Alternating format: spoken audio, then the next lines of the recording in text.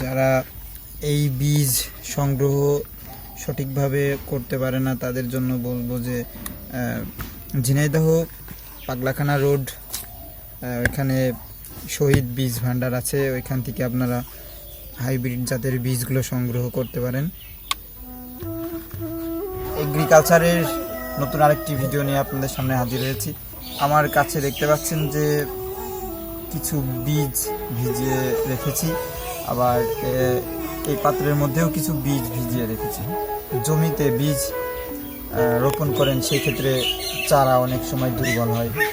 যদি বাড়িতে চারা তৈরি করা যায় তাহলে কিন্তু সেই চারাগুলো অনেক সুস্থ সবল হয় এবং দুর্বল হয় না, রোগ বালাই কম হয়।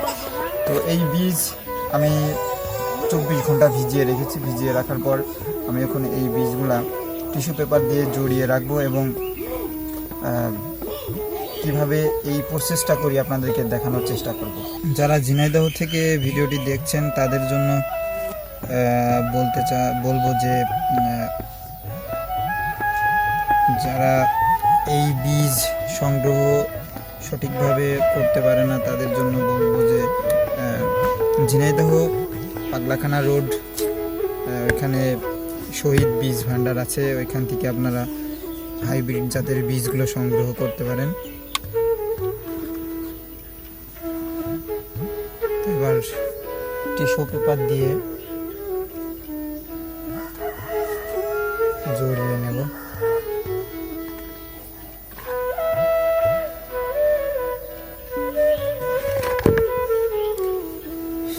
যদি বাসাবাড়িতে যদি সুতির কাপড় থাকে, সুতি কাপড় দিয়েও আপনারা এই বীজগুলো ভিজাতে পারেন।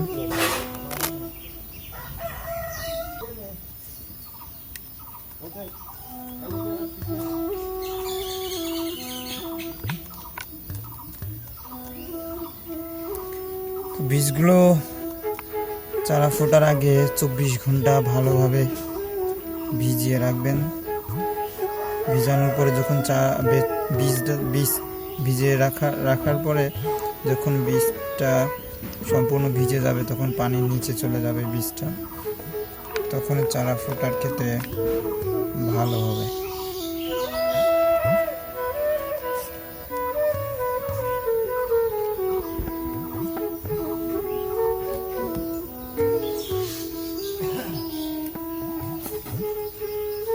নিচে টিস্যু পেপার এবং উপরে টিস্যু পেপার দিয়ে ভালোভাবে ঢেকে দেবেন যাতে কোনো জায়গায় ফাঁকা না থাকে।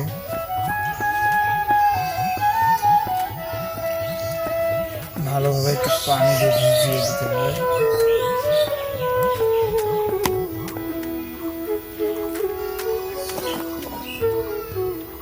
কাজ শেষ, ভালো করে ভিজিয়ে নিতে হবে, দেখবেন কোনো জায়গায় শুকনো আছে কিনা।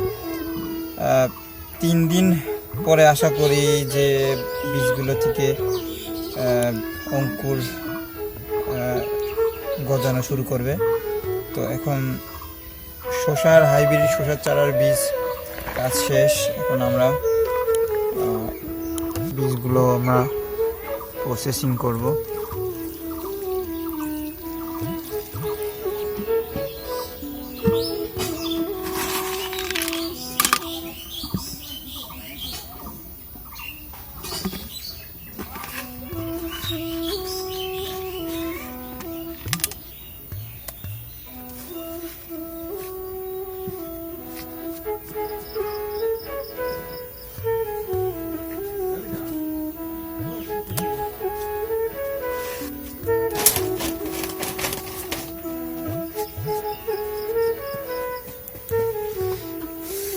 বীজগুলো